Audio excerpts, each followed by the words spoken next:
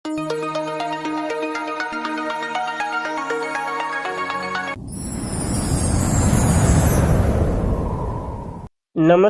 ગુજરાતના અધિકારી મિત્રો, આજે આપણે 11 ફેબ્રુઆરી 2026નું મોસ્ટ ઇમ્પોર્ટન્ટ કરંટ અફેર સાથે સાથે જીકે અને જીએસ વિશે ચર્ચા કરવાના છે. તો ખાસ કરીને ચેનલ ઉપર નવા હોય તો ચેનલને સબસ્ક્રાઇબ કરી લો, વિડીયો પસંદ આવે લાઈક કરો અને તમારા મિત્રો સુધી અવશ્યથી શેર કરી દો. તો ચલીએ આજના મહત્વના ક્લાસની આપણે શરૂઆત કરી દઈએ. તો તાજેતરમાં જ વિશ્વ કઠોળ દિવસ 2026 ક્યારે મનાવ્યો? તો 10 ફેબ્રુઆરી આ મહત્વનો દિવસ આપણે મનાવીએ છીએ. ઇમ્પોર્ટન્ટ છે કારણ કે સંયુક્ત રાષ્ટ્ર દ્વારા જારી કરેલો એક દિવસ છે.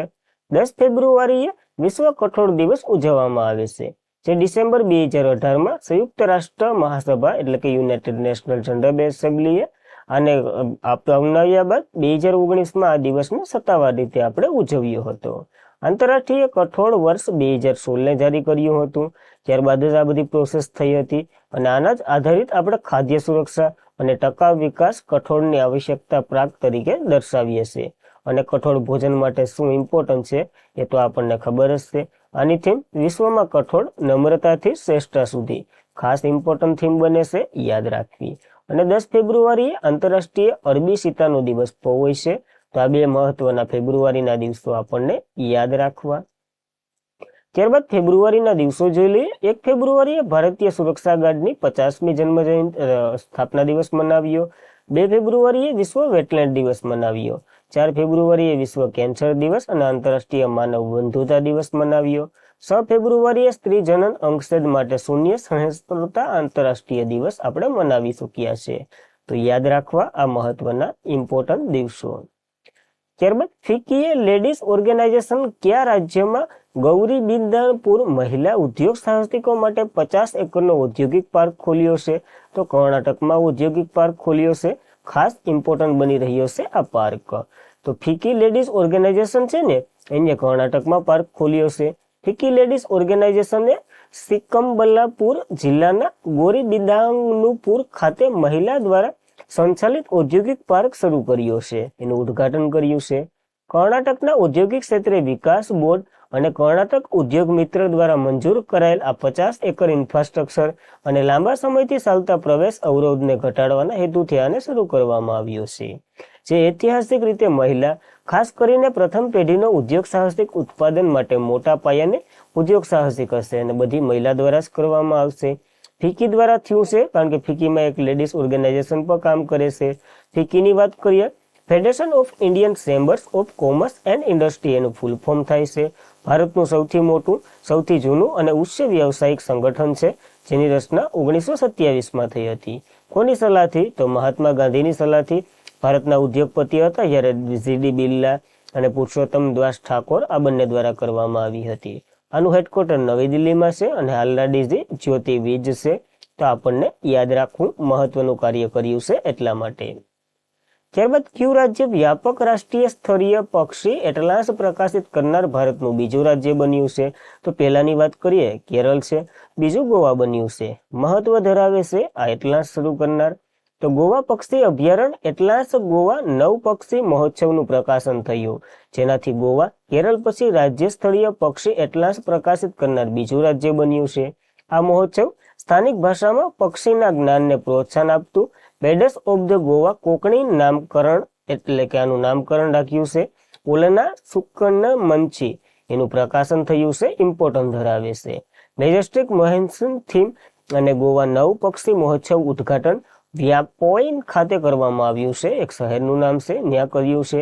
અને પક્ષી સંરક્ષણ તેમના યોગદાન બદલ સ્વયંસેવકો, પક્ષી સંરક્ષણવાદીઓ અને વન કર્મચારીઓ, વન્યજીવો વગેરેને બચાવવા માટે એને સન્માનિત પણ કર્યા છે.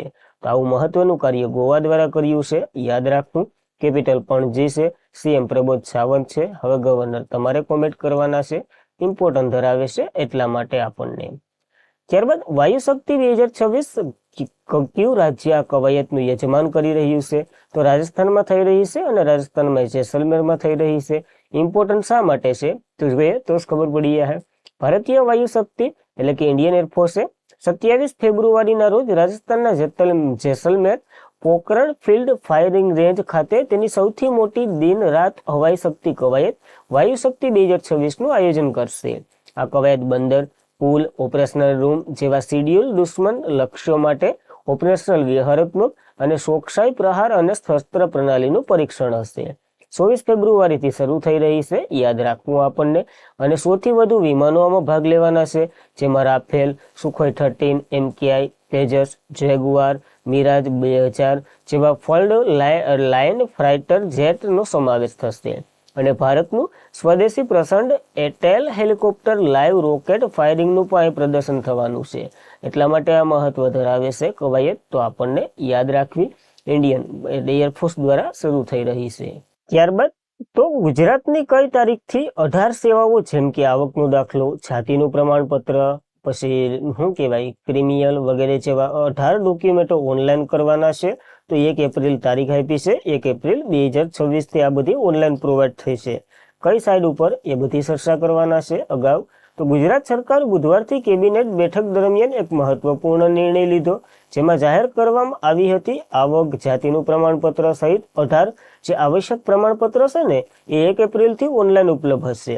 આ કરવામાં આવશે, જેનાથી રાજ્યભરના લગભગ 80 લાખ જેટલા લોકો સીધી રાહત મેળવી શકશે. અને જીતુ વાઘાણી જે સરકારના પ્રવક્તાએ જણાવ્યું, વિદ્યાર્થીઓ અને વાલી દરેક શૈક્ષણિક વર્ષની શરૂઆતમાં બહુવિધ પ્રમાણપત્ર જરૂરી માટે લાંબી કતારોમાં ઊભા રહી ખાઈ પી નહીં વગેરે જેવા સ્કોલરશીપો ને જેવી કિંમત માટે વગેરેમાં ઊભા રહી હવે એને ઊભું નહીં પડે, કારણ કે ઓનલાઈન પ્રોવાઈડ થઈ જાય તો મહત્વ ધરાવે છે. ઓનલાઈન મેળવી શકશે, ખાલી ડોક્યુમેન્ટ જ નાખવાના રહેશે. તો આ મહત્વનો નિર્ણય ગુજરાત સરકારે લીધો છે, કેબિનેટ દ્વારા ઇમ્પોર્ટન્ટ છે. ત્યારબાદ પાવર ફાઇનાન્સ આરઈસી લિમિટેડના કેટલા ટકા શેરનો હિસ્સો ખરીદી લીધો છે? તો 52.63% શેરનો હિસ્સો ખરીદી અને પ્રાઇવેટાઇઝેશન કરી નાખ્યું છે. તો યાદ રાખવું, જાહેર ક્ષેત્રની નોન બેન્કિંગ ફાઇનાન્સ કંપની છે, એકીકૃત કરવાના હેતુથી એક મોટું પગલું. પાવર ફાઇનાન્સ કોર્પોરેશન લિમિટેડે આરઈસી લિમિટેડ, જેમાં સરકારના 52.63% હોલ્ડિંગ હસ્તગત કર્યા, જે આરઈસી પેટા કંપની બનાવવા માટે અને આર્થિક બાબતોનું કેબિનેટની સમિતિની સૈદ્ધાંતિક મંજૂરી બાદ આ નિર્ણય લેવામાં આવ્યો છે. તો ખાસ મહત્વની ધરાવે છે. અત્યાર સુધી સરકારની માલિકીની હતી, હવે પ્રાઇવેટાઇઝેશન થઈ ગયું છે. રૂરલ ઇલેક્ટ્રોનિક ફેડરેશન કોર્પોરેશન લિમિટેડની વાત કરીએ, કારણ કે એનું પ્રાઇવેટાઇઝેશન થયું છે. 1969માં એની રચના થઈ હતી. એક મહારત્ન કંપની છે. હેડક્વાર્ટર નવી દિલ્હીમાં છે. CMD તો કે જીતેન્દ્ર શ્રીવાસ્તવ છે.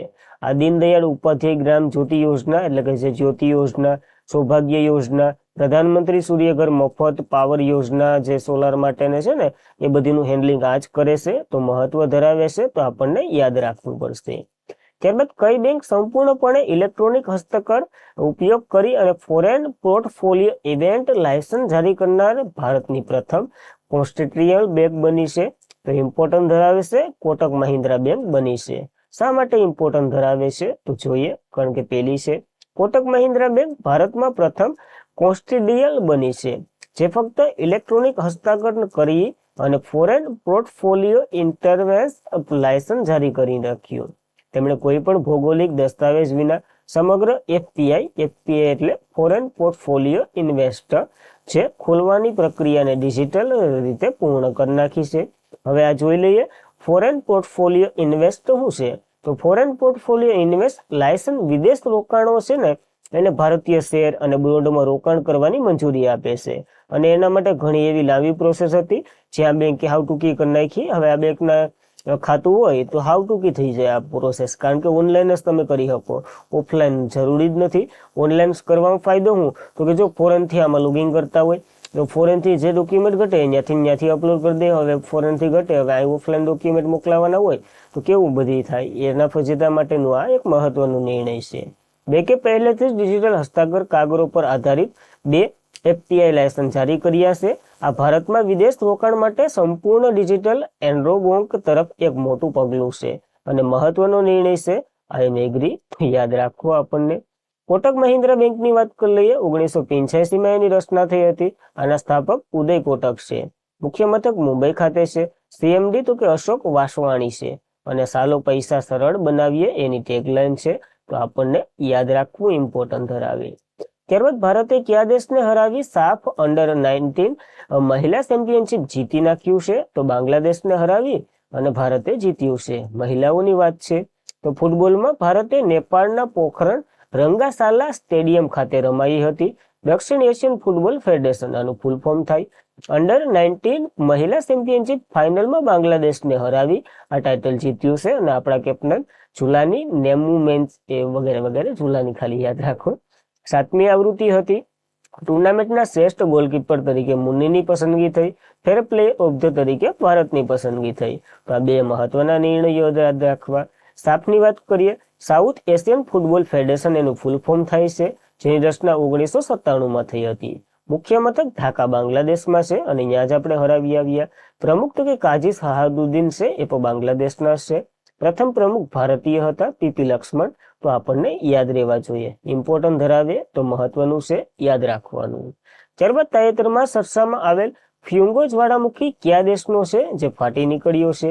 તો ગ્વાટેમાલનો આ જ્વાળામુખી છે. ગ્વાટેમાલ અમેરિકન એક કન્ટ્રી છે, તો યાદ રાખવું આપણને. ગ્વાટેમાલ ફુંજિયો જ્વાળામુખી મધ્ય અમેરિકનનો સૌથી મોટો સક્રિય જ્વાળામુખીમાંનો એક છે, જે તાજેતરમાં જ હિસિક ફાટી નીકળ્યો છે. ગ્વાટેમાલ સ્થિત ફ્યુંગોનો અર્થ જ એક થાય સ્પેનિશમાં, એટલે કે અગ્નિ જ્વાળામુખી થાય છે. અગ્નિનો જ્વાળામુખી એવો અર્થ થાય છે અને પેસિફિક રિંગ ઓફ ફાયર પર આવેલું છે, જેના કારણે અહીં જ્વાળામુખી અને ભૂકંપની તીવ્ર અસર સામાન્ય રીતે જોવા જ મળતી હોય છે. આપણને યાદ જ હોવું જોઈએ. ગ્વાટેમાલની વાત કરી લે. કેપિટલ ગ્વાટેમાલ શહેર છે. સલન ગ્વાટેમાલ ક્વાન્ચન ઝાલ છે. તો ખાસ ઇમ્પોર્ટન્ટ ધરાવે આપણને એક જ્વાળામુખી યાદ રાખવું. ત્યારબાદ ભારતીય $1 ટ્રિલિયન પ્રવાસન કરતું પુસ્તક સ્ક્રેમિંગ ઇનક્રેડિબિલિટી કોના દ્વારા લખવામાં આવ્યું છે? તો નવીન કુંડુ દ્વારા આ પુસ્તક લખવામાં આવ્યું છે. ઇમ્પોર્ટન્ટ ધરાવે તો યાદ રાખવું આપણને. ભારતીય $1 ટ્રિલિયન પ્રવાસન પુનઃજીવિત માટે એક બ્રોડ બ્લુપ્રિન્ટનું અનાવરણ કરવામાં આવ્યું છે, એટલે કે નવું પુસ્તક રિક્લેમિંગ ઇનક્રેડિબલ પુસ્તકનું નામ છે, જે વૈશ્વિક પ્રવાસન ક્ષેત્રે પરિવર્તન આપવા અને એક ઉદ્દેશીકરણ નવા દલીલ ભારતને ટૂંકમાં અર્થવ્યવસ્થાને લઈને છે. લેખક તો કે નવીન કુંડુ છે, યાદ રાખવું.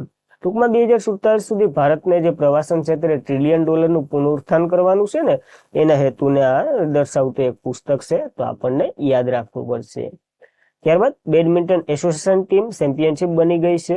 તારીખ તો કે 3 થી 8 ફેબ્રુઆરી 2026ના રોજ યોજાઈ હતી. કેટલામી? તો કે 6ઠ્ઠી આવૃત્તિ હતી. સ્થળ તો કે કિંગદાન કોન્ફરન્સ સિમ્પેલ, જે ચાઇના ખાતે આવેલું છે. ચેમ્પિયન તરીકે પુરુષમાં વાત કરીએ તો જાપાન રહ્યું છે. મહિલામાં વાત કરીએ તો દક્ષિણ કોરિયા રહ્યું છે. તો એક મહત્વની ઇવેન્ટ પૂરી થઈ, તો આપણને યાદ રાખવી પડશે, ઇમ્પોર્ટન્ટ ધરાવે. અને આજના માટે એટલું જ હતું. ખાસ કરીને મિત્રો, વિડીયો પસંદ આવે લાઈક કરો, તમારા મિત્રોને શેર કરો. ચેનલ ઉપર નવા હોય તો અવશ્યથી સબસ્ક્રાઇબ કરી લો. હવે કાલનું રિવિઝન કરી લઈએ, પછી આપણે છૂટા પડીએ. તો કાલનો પહેલો પ્રશ્ન હતો, ક્યુ પોર્ટ ભારતનું પ્રથમ એન્ટી-ડ્રોન સ્ટ્રીમર સાથે સિસ્ટમ સાથે જ ઇતિહાસ રચ્યો છે? તો સિદમ્બરનાર પોર્ટ છે ને, જે તમિલનાડુમાં આવેલું, એને આ ઇતિહાસ રચ્યો. તાજેતરમાં 16મા નાણાં પંચના અહેવાલ આર્ટિકલ કયા અંતર્ગત રાષ્ટ્રપતિને સુપરત કર્યો છે? તો આર્ટિકલ 280 અંતર્ગત જ નાણાં પંચની આખી ડિટેલ આપી દઈ, તો યાદ રાખવું. કેન્દ્રીય મંત્રી જીતેન્દ્રસિંહે ભારતમાં પ્રથમ ક્વોન્ટમ કોમ્પ્યુટિંગ સુવિધાનો શિલાન્યાસ કર્યો? આંધ્રપ્રદેશના અમરાવતીમાં એન ચંદ્રબાબુ નાયડુ સાથે. કઈ ગ્રામીણ બેંક ભારતનું પ્રથમ આરઆરબી ક્રો બ્રાન્ડેડ રૂપી કાર્ડ ક્રેડિટ કાર્ડ લોન્ચ કરી રહ્યું છે? તો ત્રિપુરા આ કરી રહ્યું છે. એની 50મી જન્મ જયંતિ હમણાં ગઈ છે, તો યાદ રાખવું. કઈ સંસ્થાએ તબીબી ખર્ચ નાણાકીય રીતે ટેકો આપવા માટે એનપીસી સ્વાસ્થ્ય પેન્શન યોજના શરૂ કરી છે? તો પ્રોફેડાએ શરૂ કરી છે. મહત્વ ધરાવે છે એટલા માટે. કયા દેશના રાષ્ટ્રપતિ પેટ્રિક હાર્મિન 5 દિવસીય ભારતની સત્તાવાર મુલાકાતે છે? તો સેશલ્સના રાષ્ટ્રપતિ છે, જે આવ્યા છે ભારતની મુલાકાતે. સૂરજકુંડ મેળો 2026 ભાગીદારી રાષ્ટ્ર તરીકે કયા દેશની પસંદગી કરવામાં આવી છે? તો ઇજિપ્તની પસંદગી કરવામાં આવી છે. અને થીમ રાષ્ટ્ર અથવા તો રાજ્ય કયા હતા એ તમારે કોમેન્ટ કરવાનું છે. 6ઠ્ઠી રાષ્ટ્રીય પાક પોષણ સમિટ 2026 મુંબઈ ખાતે યોજાઈ રહી છે, તો આપણને યાદ રાખવી. ભારતે કયા રાજ્યના દરિયાકાંઠે પરમાણુ સક્ષમ અગ્નિ-3 મિસાઇલનું સફળ પરીક્ષણ કર્યું છે? ડીઆરડીઓ દ્વારા નિર્મિત છે. ઓડિશાના દરિયાકાંઠે પરીક્ષણ કર્યું છે. કયા રમતના ખેલાડી યુંકી બામ્ભરીન ડબલ્સ એટીપી ટોસ 20માં પ્રવેશ્યા છે? તો બેડમિન્ટનના ખેલાડી છે, ભારતીય છે, તો યાદ રાખવા. અને આજના માટે એટલું જ હતું. ખાસ કરીને મિત્રો, વિડીયો પસંદ આવતો હોય લાઈક કરો, તમારા મિત્રોને શેર કરો, તમે મોટિવેશન માટે એક સારી એવી કોમેન્ટ કરી દો, ચેનલને સબસ્ક્રાઇબ કરી લો, ન કરી હોય તો પીડીએફ સ્ટડી મટીરિયલ વગેરે માટે ટેલિગ્રામમાં જોઈન થઈ જાઓ. તો બસ આજના માટે એટલું જ હતું. જય હિન્દ, જય ભારત, ધન્યવાદ.